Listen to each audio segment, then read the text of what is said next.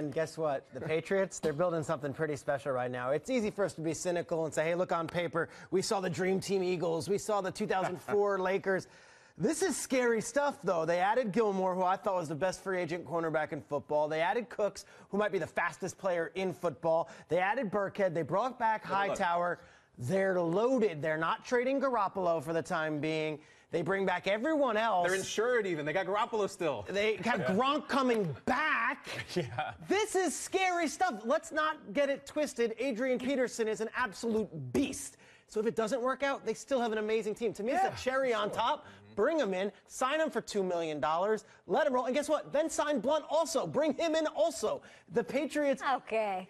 I agree. There is no precedent of any other team being this loaded except for the 07 Patriots when they brought in Wes Welker, Randy Moss, Sammy Morris, Dante Stallworth, Adalius Thomas. Yeah. What'd they do? They went 18-0 and they went and then lost the Giants through, but they went undefeated straight through. It's not a hot take. This Patriots team, I mean, start the search for 16-0. I mean, start the countdown. This is 16-0. If they sign Peterson, and I'm telling you, Kate, it's not crazy if they sign Peterson and Blunt, if they're all willing to get on. You're right. It's a question of if they lose, not when, which is a crazy conversation in March and April to be having. And we also have to keep in mind that Adrian Peterson is very aware of his body. He has to be a fool to think that he can go out there and be a three-down back and stay healthy. If I'm Adrian Peterson, I'm being realistic. I'm saying, okay, they got a lot of bags, but that means there's not a lot of wear and tear on my body.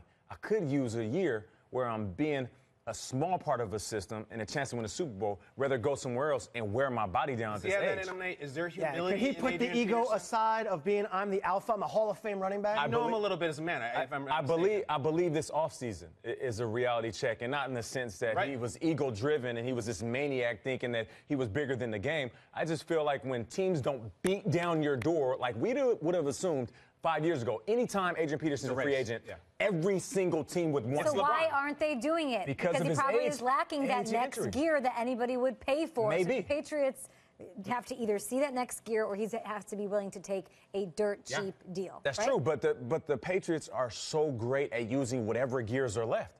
That's what their genius is, and that's where it lies. I'm on Twitter before we started this conversation. Here's a joke by a guy who follows the show, Dale Smith. He said, I could play offense for the Patriots. I'm 36 years old and overweight. I'm sure Brady could find a way to get the ball to me. Now, he's joking, but there's a lot of truth said in jest. And right there, he's basically saying, it doesn't matter who you are. 10 years in the league, injury after injury, if you put on a Patriots uniform, you will be a better version of yourself as a player. So for me, just like KB said, if I'm Adrian Peterson, whoa, don't move. How do we get this done? I don't let anybody walk out. We're in that conference room. Let's sit down. Talk money, let's talk plays, let's talk my role. I want to be a Patriot. I wouldn't talk money. But talk money because I'm willing to talk money. I'm willing to talk about how much I can take and how much I'm willing to take. It's a funny thing with how many pieces they still got, because if you talk about White and Lewis and Burkhead, those guys are lining up next to Brady. I don't know what the Patriots are doing on that play. I have no idea. Those guys can do a lot of things. If Brady's under center and Adrian Peterson's behind him and it's 1st and 10, I know what's coming. Okay. You can say the same thing about LeGarrette Blount. Nope. Yeah, but you're right. Wait, you're absolutely right. No, LeGarrette Blount was mostly used on the goal line, and he caught the ball a little better than Adrian Peterson. I'd rather have James White line up next to Brady in the shotgun. I would. Let me stop you right there. Okay. You line up. You got Gronk split on the outside, Julian Edelman in the slot, Chris Hogan on the other side, Deion Lewis and Adrian Peterson in the backfield. Yeah, you might assume that they're going to hand the ball off to Adrian Peterson, and if that's your defense and game planning, that you're going to focus a couple guys on AP. What if they go to Deion? What if they go to Gronk? What if they go to Julian or Chris Hogan? Now, let's flip that. You're focused on all these other pieces saying, man, Adrian Peterson's old. We're going to put our third-string linebacker focus on AP. They get the ball to AP. He's feeling good. He's feeling fresh. Put in work. Got a point. You have a lineup right now. The Patriots sex it up. He didn't mention Cooks. He didn't mention Amendola. He didn't mention Hogan. You can go 5 wide. You can go 5 wide, and then you can put Peters in the background. You can't go 8 in the box. You have to account for him. You have to. Look, it starts to sound real sexy when you do the lineup. It comes back to my initial question: is Peterson cool with that? Is he willing? Is he that kind of man who says, "Fine, go to a former lacrosse player instead of like the God's gift to running backs"? Do that. If he's cool with that, maybe they got something. I mean, the Raiders, the New York Giants.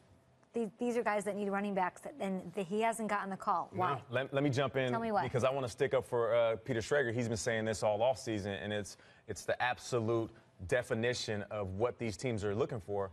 There's young guys on the roster that you can get for cheap. There's the draft ahead, which is really deep when it comes to RB He keeps saying it. He said, yeah, we love these guys because for the last 10 years, they've been so great to the game. But when you're paying these guys, I would say pennies in comparison to $10 million contracts, these young players, these young running backs will run through a brick wall for organization.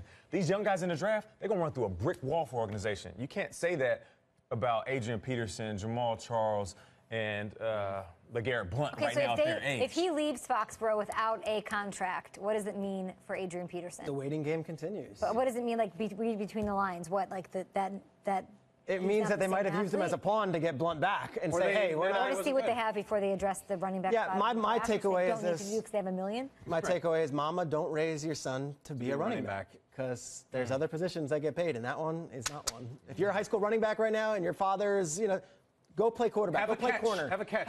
See if you can throw the ball. The money ain't in the running back position. It's just not.